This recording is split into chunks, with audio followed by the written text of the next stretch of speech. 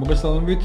დღეს ჩვენ უკვე ვისაუბრებთ პარანორმალურ მოვლენებზე და გეტყვით იმას, რომ ასტროლოგიურ ესოტერულ ცენტრში ასევე ფუნქციონირებს პარანორმალურ მოვლენათა კვლევითი ცენტრი, რომელიც იკვლევს ამ ისეთ მოვლენებს, როგორიც არის მაგალითად ამოცნობი ობიექტები, ასევე სულები, რაც ბევრს საინტერესოა, ასევე ტყის სულები, ეგრეთ წოდებული ჭინკები. მოკლედ ვარ ძალიან ესეთი ხალხი, რომელსაც ეძახიან ხშირად გიჟებს.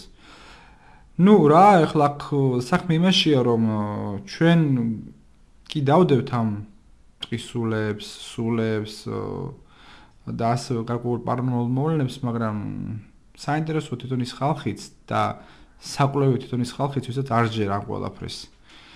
დაფიქრდით კარგად, ადამიანს რომელსაც სულის არ ჯერა, ეს უკვე ჩვენთვის საინტერესო ობიექტია და შესაბამისად კვლევის საგანით შეიძლება იქცეს. ან როცა ადამიანს, კარგი დავუშვით ჭინკის აღჯერა, ნუგჯერა შეიძლება ეს ვერ დაინახონ მართლა ცხოვრების მანძილზე და ვერც ნახონ ვერავინ, მაგრამ როცა უკვე პრიმიტივებში აღჯერა, ეს უკვე სერიოზული განაცხადია, უკვე სერიოზულ ჩარევას საჭიროებს და შესაბამისად ფიქრობ, რომ აი კარგი სამუშაო და დიდხნის სამუშაო შესაძლებელი ადამიანთან, რომელსაც თუნდაც პრიმიტივებში აღჯერა. არის კიდე მეორე პარადოქსი. პრიმიტივში რომელიც ჩვენ თვარ წინ დაფრინავენ და ძალიან ბევრია და ძალიან ბევრს გვინახია და ძალიან ბევრს ასე ვთქვათ დაუფიქსირებია კამერიდან, საკუთარ თვალთ უნახიან, ვიღაც მონოყოლე გაუგიან, რაღაც უგძნია და არ ჯერა ამ ყველაფრის და ჯერა ღმერთის, რომელსაც ცხოვრებაში ვერ ნახავს ის. შეიძლება რომ მოხდეს ვერც მე ვერ ნახოს. ეს ისო პარადოქსია რა, პარადოქსია. თუმცა ეს არ უარყოფს ღმერთის არსებობას, მაგრამ მაინც არარსებული სირწმენა და არსებული სარწმენა ეს უკვე სერიოზული დამაფიქრებელი, ესე ვთქვათ, და საინტერესო ფსიქოლოგების და ფსიქიატრებისთვის საინტერესო თემაა. ჩვენ საინტერესო თემები ვართ სოციუმისთვის ზოგადად ჩვენ ვითვლებით უკვე ესე ვთქვათ აროფიციალურ გიჟებად, რადგან დავდევთ ტყეში ჭინკებს, დავდევთ პანებს, დავდევთ ოჩოკოჩებს, დავდევთ სატირებს და ასე შემდეგ. დავისთავოთ ასოციალური ხალხი გამოდივართ ჩვენ, გამოდივართ რაღაც ისეთი რომლებიც სიგიჟეები და სიდებილებით არიან დაკავებულები იმათი ჭკუით.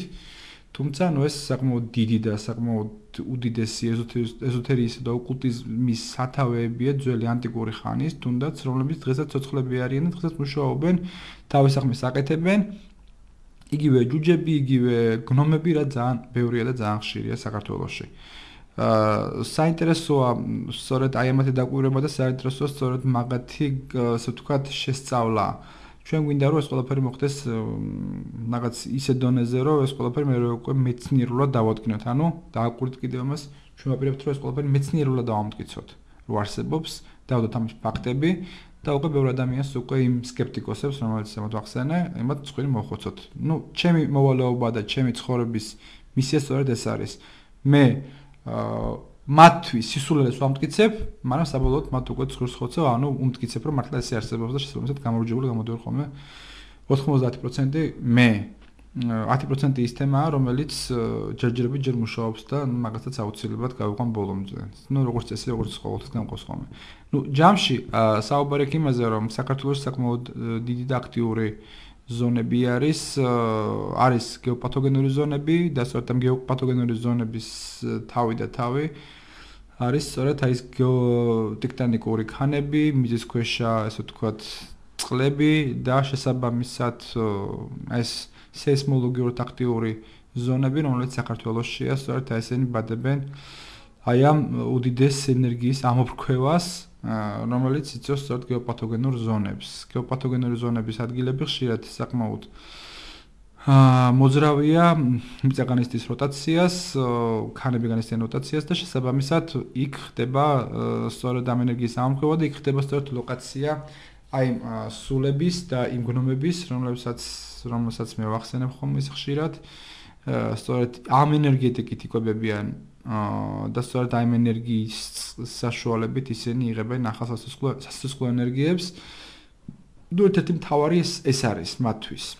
მაგრამ ეს გეოპათოგენური ზონები საკმაოდ დამაზიანებელია და საკმაოდ მავნებელია ადამიანისთვის, რადგან მათ დიდი ხანს ყოფნა მათთვის არაა რეკომენდირებული. ეს თვითონ გარკვეულ პათოლოგიებს, ორგანოპათოლოგიებს, შესაბამისად სიმსიმეებს, აღზიანებას ხშირად არის ხოლმე ადგილები, როცა სადაც სახლები შენდება გეოპათოგენურ ზონებზე და შესაბამისად ის სახლები უკვე განიცდიან გარკვეულ ჯერ ასე ვთქვათ გარკვეულ დისფუნქციას თავის ჩონჩხის მხრივ, ანუ იწყება უკვე შესაბამისად მიწის გამოცვლა, იწყება მიწის ასე ვთქვათ ქანების ძვრა, ეწყებათ სახლებს ბზარები, ედებათ სახლებს ბზარები და შესაბამისად უკვე ინგრევა ან გადაწვება შენობა ან რაღაცა მოსყოლა შემთხვევაში ეგეთი სახლები არის. თბილისშიც არის ეგეთი მსგავსი სახლები, რომლებმაც საკმაოდ ასე ვთქვათ დიდი ზიანი განიცადეს, თუმცა დღესდღეობით ამაზე კონტროლი არ ხდება და ამას კონტროლს არ უწევს, ამიტომ მოუწოდებ ყველას, ვინც კი აშენებს სახლს, კარგად შეამოწმონ ამ გეოპათოგენურ ზონებთან დაკავშირებით, შეამოწმონ მიწა, ნიადაგი, გეოლოგია უნდა იმუშაოს ძალიან კარგად და შეიძლება მათ დააფიქსირონ სწორედ ეს პათოგენური ზონები. თუმცა გეოპათოგენური ზონების აღმოჩენა ეს მეცნიერულად ყოველ შემთხვევაში მეცნიერებიც და სკეპტიკურად უყურებენ ამ ყველაფერს. მათთვის ეს ცოტა ასე ვთქვათ ასტრალური ეს არის თემა, რადგან აქ ეხება საქმე ენერგეტიკას. შესაბამისად ენერგეტიკას ისინი ვერ ზომავენ და არ ხდება ესე თვითონ გაზომვა, თუმცა ხდება ელექტრომაგნიტური ველის გაზომვა. სწორედ გეოპათოგენურ ზონებში შეიძლება ზოგან სწორედ ელექტრომაგნიტური ველის ესე ვთქვათ ცვალებადობა იყოს, თუ იქ პათოლოგიური ზონებია, ანომალიური ზონები არის სწორედ აი სულების გამოჩენის, ან თუნდაც აი გრომების გამოჩენის დროს, მან აუცილებლად იქნება ელექტრომაგნიტური ველის ცვალებადობა. ამიტომ ფიზიკის გარეშე ცოტა ჩვენ ზოგ გვიჭირდებოდა და ამიტომ აქცენტირდებით ჩვენ იმ თემებზე, რომ ფიზიკური და ესე ვთქვათ ელექტრომაგნიტური ველის საზომებით, გეოპათოგენური ზონების საზომებით და ამებით ვიხელმძღვანელოთ და გავაკეთოთ გარკვეული კვლევები იმ ანომალიური ადგილების, რომლებიც საკმაოდ ბევრია საქართველოში. საქართველოში ესე ვთქვათ ეს ცხელი წერტილები ჩვენთვის არის მთიანი ზონებში, განსაკუთრებით იწყება ხევსურეთი, ფშავი, შესაბამისად მე უკვე მოდის ლეჩხუმისა და რაჭის მხარე და ასევე სვანეთის მხარე. მან ძალიან ბევრია სწორედ ეგეთი ანომალიური ზონები, მაგრამ მინდა ვთქვა ასევე კახეთის მთიანი მხარე, კავკასიის ქედის მიმდებარე ტერიტორია, ვადაშორის მან რაოდენობით დაუჯერებელიც არ უნდა იყოს, უნახიათ ასევე იეტებიც, უნახიათ ეგრეთ წოდებული თოვლისკაცები. უნახიათ ჭინკებიც, თავისთავად ჭინკები ორგან არიან და უნახიათ ასევე პანები.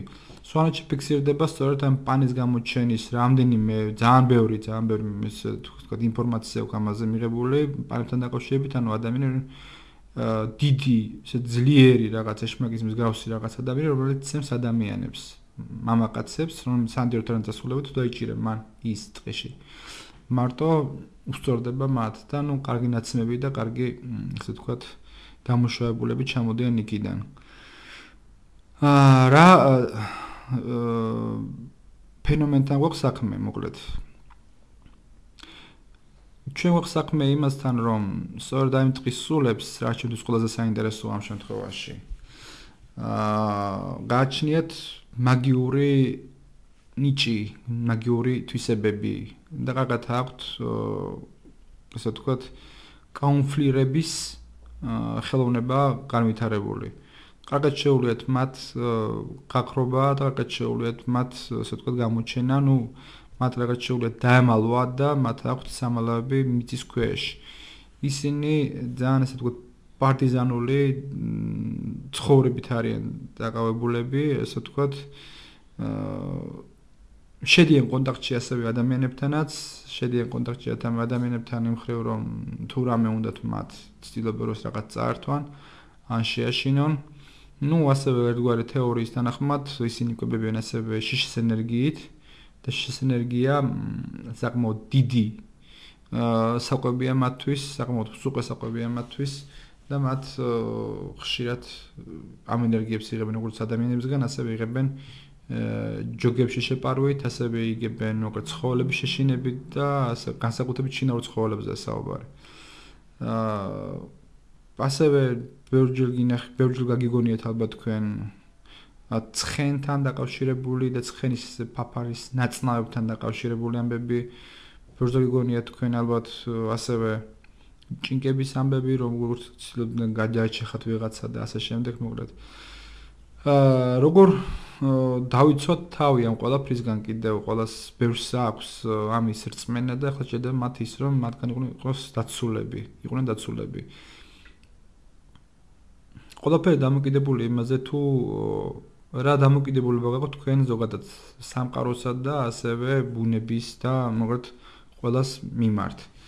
ამას ძალიან დიდი მნიშვნელობა აქვს, რადგან ადამიანების აგრესია, შინაგან აგრესიას, ადამიანების ბოღმას, ადამიანების შურისძიების წყურვილს და ასევე მრავალ ესეთ განრისხებულ გრძნობებს, შინაგან და დაფარო გრძნობებს ადვილად გებულობენ სწორედ ეს ტყის სულები და ადვილად ძალიან მარტივად ყოველ შემთხვევაში იცნობენ კიდევ იმას თუ რა გვინდა ჩვენ და რა აზრი გაგვაჩნია, ან რას ფიქრობთ, ან რა ზრახვები გვაქვს. ამას თავისუფლად იგებენ ეს ტყის სულები და თავისუფლად შეუძლია ამ ყველაფრის მე როგორ შესაბამისად გამოყენება თავის ასე კეთოთ. ამიტომ ძალიან რთულია მათგან დამალო რაღაცა ან რაღაც ისე თქვა ფარულად გააკეთო თუ ისინი თქვენ სიახლოვეს არიან. ამიტომ ძალიან მარტივი რაღაცა და ძალიან რთული რაღაცა რაც არის, ეს არის უნდა ვიყოთ ჰარმონიული ამ ყველაფერთან ერთად. ჩემი მიზანი და ჩემი ასე ვთქვათ მთავარი აზრი ის არის რომ მათთან რაღაც გარკვეულ კომუნიკაციაში შევიდე. ეს ძალიან სასჭირო რაღაცაა ერთგვარად, ძალიან რთულია და მესმის მე რომ ძალიან დიდი რისკის ქვეშ ვართ ის ვინ ჩემ გვერდში არიან ასევე. ამიტომ საჭიროა ჩვენი წვრთნაც კი, თუნდაც ისე რომ ჩვენ უნდა მივიღოთ ბუნებრივი, ჰარმონიული შეგრძნებები და უნდა გქონდეს ბუნებრივად ჰარმონიული, ესე ვთქვათ, ჰარმონიული დამოკიდებულება სამყაროს მიმართ ზოგადად. ეს არის ყველაზე მთავარი და თუ ნახავარ რომ ჩვენ ვართ სანდო და თუ ნახავენ ისინი რომ იგრძნობენ იმას რომ ჩვენ ვართ ესე ვთქვათ რაღაც სხვა მიზნით და სხვა ესე ვთქვათ ზრახვებით მათ მიმართ, მაშინ ისინი შეიძლება შემოვიდნენ კონტაქტში, რადგან ამის ფაქტებიც არსებობს. და მსგავსი რაღაც მოხდა სწორედ ირლანდიაში, როდესაც ცოლმა და ხმარმა, უბრალოდ ჯერ ხმარმა, ერთ-ერთი მამაკაცი იყო, რომელსაც ჰქონდა კონტაქტი მედიტაციის დროს, ხმა მედიტაციის დროს შედიოდა კონტაქტში უკვე ტყის სულებთან და მან დაამყარა კონტაქტი, მათ ისაუბრეს, ისინი მას ბევრ რამეში დაეხმარნენ და ასწავლეს ასევე ფიტოთერაპია. გარკვეული მაგიური რიტუალების ასწავლეს, შესაბამისად მე რო უკვე ცოლსაც გაუზიარა ეს ყველაფერი ამ მამაკაცმა და მათი რჩევით, ისე ტყის სულების რჩევით ისინი წავიდნენ ირლანდიაში, ჩრდილოეთ ირლანდიისკენ, სადაც ყველაზე უნაყოფო და ყველაზე ჭაობიანი ადგილი არის, საკმაოდ მძიმე კლიმატური პირობებით. და დაიწყეს იქ ფერმის შენება. დაიწყეს იქ ესე ვთქვათ, სცენარიების გამოყვანა და გააკეთეს სათბურები. ხოლო ყველასთვის ესე ვთქვათ, გაურგებარი იყო მათი ეს ქმედება, რატო გააკეთეს მათ ეს, ყველა დასცინოდა მათ, მაგრამ საბოლოო ჯამში მიიღეს ის, რომ ის მიწა გახდა საკმაოდ ნაყოფიერი და საკმაოდ დიდი რაოდენობით მოსავალი მიიღეს მათ იქ. ამიტომ ეს რჩევები სწორედ რაც მათ მიიღეს სწორედ ამ ტყის სულებისგან და მათ მიაღწიეს იმას, რომ სენსაცია მოახდინეს და ესეთ უნაყოფო მიწაზე მათ შექმნეს ნაყოფიერი გარემო. ეს მამაკაცი თავის ასე ვთქვათ საუბრებში აღწერდა ასევე მის ურთიერთობას როგორც სატირთან. სატირი ალბათ იცით, ეს არის პატარა რქებიანი, ასე ვთქვათ ადამიანივით, რომელსაც ჩლიხები აქვს. და ასევე პანი, რომელიც მაგას დიდია და ეს არის ყველაზე მაღალი იერარქია ამ შემთხვევაში ტყის სულებში, ეს არის მთავარი მეჯოგე მათი, რომელიც ასე ვთქვათ არის უფროსი მათი და განაგებს მათ. შესაბამისად მათ ნახე მამაკაცმა ასევე კონტაქტი დაიჭირა სწორედ ამ პანთანაც და მოკლედ ამისგანაც ბევრი ასე ვთქვათ სასიკეთო ინფორმაცია მიიღო. და მიაღწიეს იმდენს, რომ მამცოლმა და ქმარმა მათ გახსნეს უკვე ირლანდიაში აკადემია, სადაც 300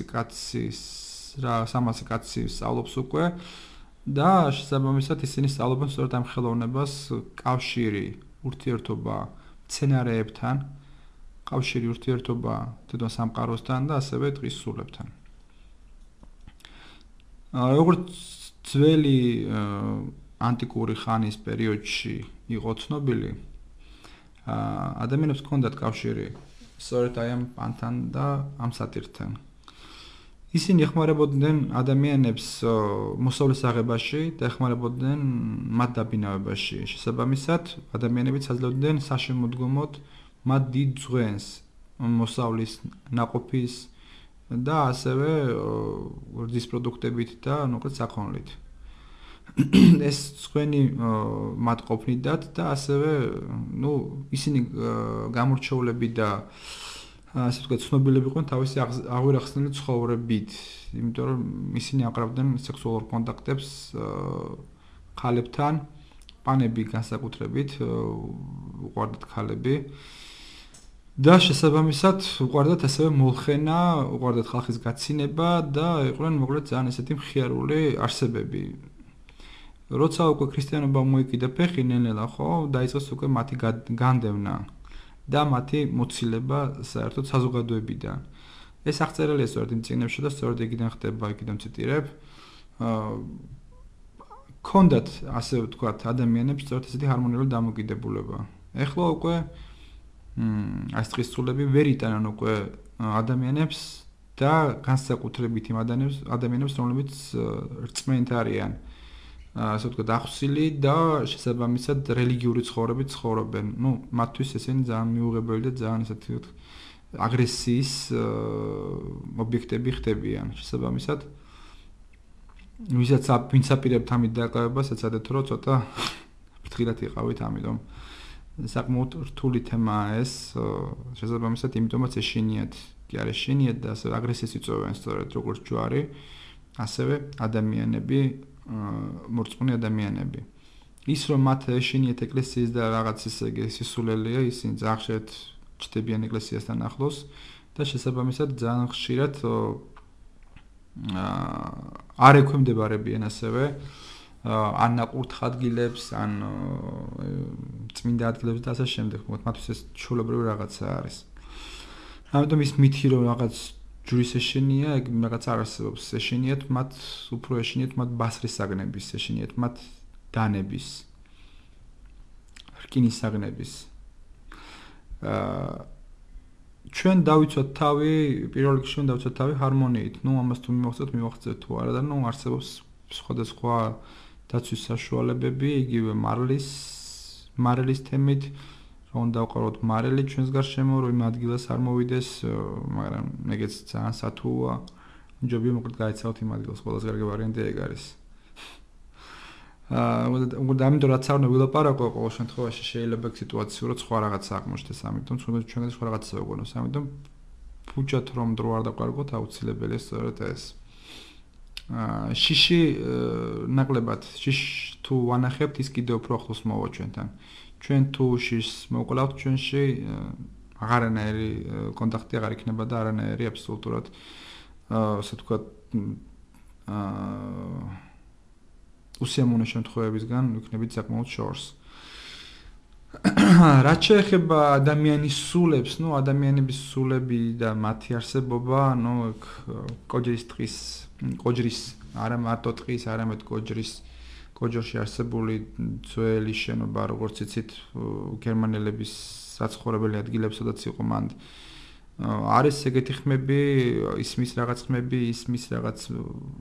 არის რაღაც ანომალიური მოძრაობები, იქ კი არის ეგეთი რაღაცა, არის ასევე თბილისში, ასევე კიკეთში, არის ბევრგანაა მოკლედ რა და არის ასევე ჩვენ ოჯახებში, ის კიდე სხვა ფენომენია საერთოდ. მოკლედ ეს ყველაფერი კვლევის საგანია, უბრალოდ ცუდია რომ ხალხი არ თანამშრომლობს ჩვენთან.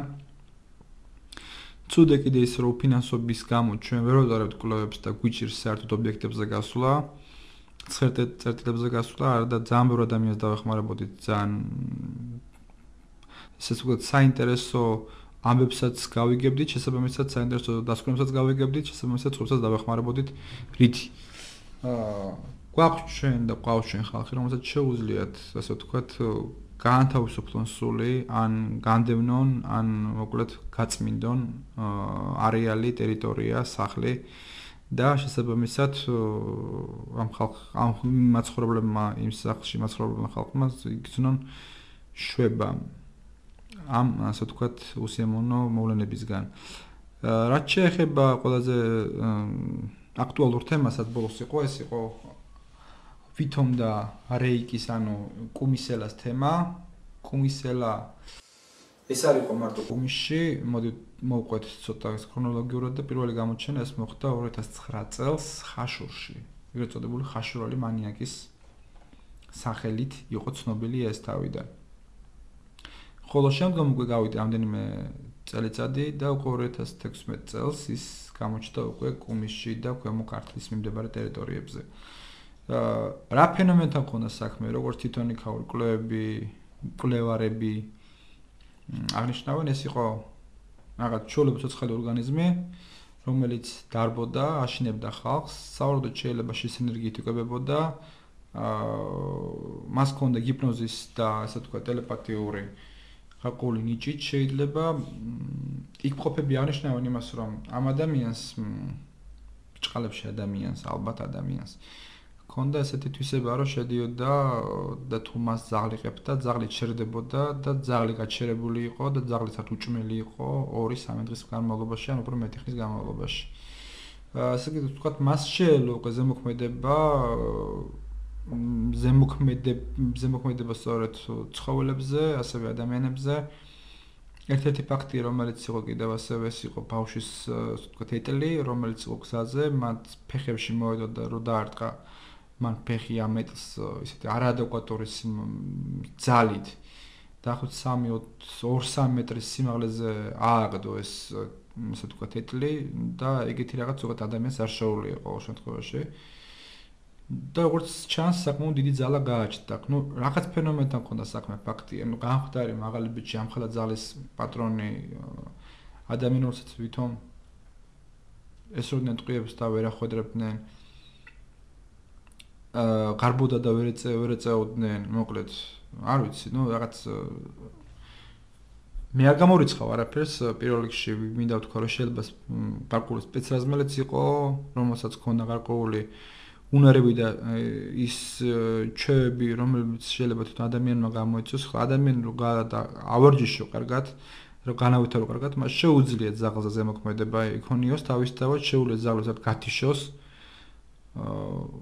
ანუ გადახედეთ ძველი ოკულტისტების ცხოვრებას, მათ შესაძლებლობებს და მათ რეები შეეძლოთ, ხო? გავხსენოთ თუნდაც Wolf Messingi სტალინმა მისცა გარკვეული დავალებები და უთხრა რომ შესულიყო ის ერთ პატარა მაგალითს გეტყვით რა, შესულიყო ის კრემლში. და Wolf Messingმა თანახმობა განაცხადა და უთხრა რომ ის უნდა შესულიყო კრემლში რომ არ უნდა დაეჭირათ და არ უნდა დაეჭირათ ყოველ შემთხვევაში სამართალ დამცავებს ის. ისე უნდა გაიარა რომ არ უნდა დაენახათ მათ. ნუ დაიწყო Wolf Messingმა ამაზე მუშაობა, შევიდა კრემლში და აქცია ასევე სტალინამდე. მას რო ესალმებოდნენ ის ასე ვთქვათ ახდენა ზეგავლენას უკვე თვითონ იმ პერსონებზე, სამხედრო პერსონებზე, რომლებიც იქ იყვნენ და თავშევდებდა ინფორმაციას, დაძლევდა ინფორმაციას, რომ ის იყო ბერია და მას შეესტყდებოდნენ. აჯრებდა ამ ყველაფერს, რომ ეს მართლა ბერია იყო და რომ გადიოდა, გავიდა ერთი ოთახი, მეორე ოთახი, მესამე, მეოთხე და მივიდა სტალინამდე, სტალინის გული გაუსწრო რომ დაინახა რომ შევიდა იქ. ეს იყო პარადოქსი მისთვის. როგორ მოახერხა ეს, როგორ გააკეთა ეს ყველაფერი, ნუ ყოველ შემთხვევაში ეს დიდი ის გამოიწვია აჟიოტაჟი. ერთგვარი შიშიც. ასევე მას უთხრეს ბანკში რომ შესულიყო და გამოეტანა 100,000 ლარი. მან ადგა Wolf Messingმა და მოლარეს მისცა ცარიელ ხაღალდი და უთხრა რომ აი ეს ჩემგან ეს ჩეკი და თუ შეიძლება მომეცით 100,000 ლარი არა და რუბლი, ინდუს ლარი არ იყო. შესაბამისად ქალმა ადგა და მისცა 100,000 რუბლი. გამოვიდანა და მე ჩაუდო ხელში უკვე იმსენგავედეს ოფიცერს ეს. ნუ ესეც ცდები ტარდებოდა და ესეთი მსგავსი შესაძლებლობის მქონე ადამიანები ბევრი იყო. თუნდაც ის ჩვენი მაცხოვრე ავიღოთ იესო ქრისტე, რომელსაც რომელსაც გვანახათ შეგვიძლია ვიცხოვროთ და ჩვენც ზუსტად მივყვებით მის ცხოვრებას კვალ და კვალ, და იმიტომაც ვართ ესე კარგად, როგორც ვართ, შესაბამისად მას ჰქონდა სწორედ შესაძლებლობები, რომელიც იწვევდა რას? წყალზე სიარულს, მკვდრების გაცოცხლებას, დაავადებულების მორჩენას, ხეიბრების, ბრმების და ასე შემდეგ, მოკლედ. ეს მან გვანახა ჩვენ სწორედ ადამიანის ის ზე შესაძლებლობა, რომელიც ჩვენ ვეძახით ამას რაღაც ღვთაებრებს და ვეძახით რაღაც პარადოქსულს. ეს ჩვეულებრივი რაღაცა რა ჩვენში დევს, უბრალოდ ჩვენში მას ძალიან ღრმად ძინავს, უკვე ძალიან ღრმად და შეიძლება ძილშიც გაიპაროს. თუ არ მივახციეთ ამას ყურადღება და თუ არ დავიწყეთ ახალი ეპოქისთვის მზადება და სწორედ თევზების ეპოქის დასასრულს და მერწყლის ეპოქის დასაწყისში აუცილებელია სწორედ მსგავსმა ასე ვთქვათ თვისებებმა გაიღვიძონ, აუცილებელია ასევე ჩვენ რაღაცების დაშვება ვისწავლოთ. რახან ჩვენ ვერ ხედავთ ეს არნიშნავს იმას, რომ არ არსებობს. რახან თქვენ არ გინახეთ ეს არნიშნავს იმას, რომ ეს აბსურდია. ეს ეგოცენტრული და ანომალიური დამოკიდებულება ადამიანების მიმართ ასევე აგრესია, უაზრო აგრესია, რადგან თქვენ აზრს არ ეთანხმება. ესე ძალიან დიდი დანაშაულია. რადგან ვიღაცა მოვა, ვინც თქვენ არ დაგეთანხმებათ ძალიან ჩვეულებრივ და მარტივ რაღაცაში. ამიტომ ისწავლეთ დაშვება, ისწავლეთ მოსმენა, ისწავლეთ დაფიქრება და დაუშვით. ყველაზე მთავარი ეს არის. რეიკის თემასთან დაკავშირებით მე დაუშვი, რომ შეიძლება ადამიანიც იყოს. განვითარებული, გამოწვრთნული ადამიანი, რომელმაც გამოიწვია მასობრივი ფსიქოზი.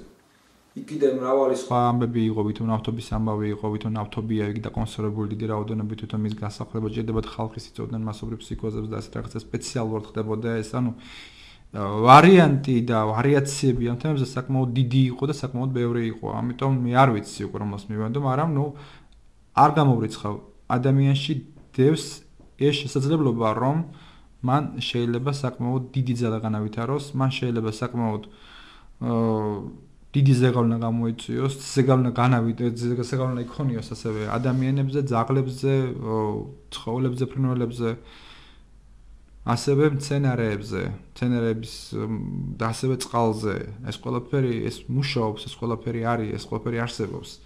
იგივე ლოცვის სისტემის საშუალებით, იგივე აზრის შთაგონების საშუალებით, იგივე იმის საშუალებით, რომ ადამიანმა შეიძლება წყალს ჩაუთქვას რაღაც სასიკეთო და ამაზე ხო ჩატარებულიც არის ექსპერიმენტი, არა რომ დადეს წყალი, ორი ჭიქაში ჩაასხეს წყალი, ერთი ჩადდეს სიბნელეში და მას ყოველდღე ლანძღავდნენ, მეორეს კიდე ყოველდღე ეფერებოდნენ და აძლევდნენ სიყვარულს, ანუ გზნობის დროს ადამიანი გამოყოფს ელექტრომაგნიტურ ველს, რომელიც სასიამოვნო ჰარმონიულ, ასე ვთქვათ, ენერგეტიკას აფქვევს. შესაბამისად ეს ამას გზნობს მცენარე, ამას გზნობს წყალი, ამას გზნობს ცხოველი და ამას გზნობს ყველა და ყველაფერი. შესაბამისად ბოლოს მინდა თქვა, რომ ამიტომ გამოყავით ეს სიყვარული, გამოყავით ეს ენერგია, გამოყავით დადებითი პოზიტივი ადამიანების მიმართ და მიეცით შანსი და მიეცით საშუალება იმას, რომ ვიღაცამ რაღაცა ნახა, ვიღაცამ რაღაცა თქვა, დაუშვით, ეს შეიძლება მართლა არსებობდეს, ეს შეიძლება მართლა არის. თუ აღჯერათ, ნუ გალანძღავთ მას.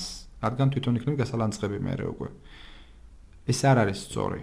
სწორია ის, რომ ყველაფერს მიუდგეთ სერიოზულად, ყველაფერს დაუკვირდეთ, ყველაფერს რაღაც გარკვეული ახსნა მოუძებნოთ და თუ ის ახსნა ვერ მოუძებნეთ, შესაბამისად უნდა ვეცადოთ, რომ განვითარდეთ იმ დონემდე, რომ სანამ იმ ახსნამდე არ მივალთ, არ მოვაშვათ ამ ჩვენთვის საინტერესო თემებს. მოკლედ დღეს ამით გემშვიდობებით და მომავალ შეხვედრამდე.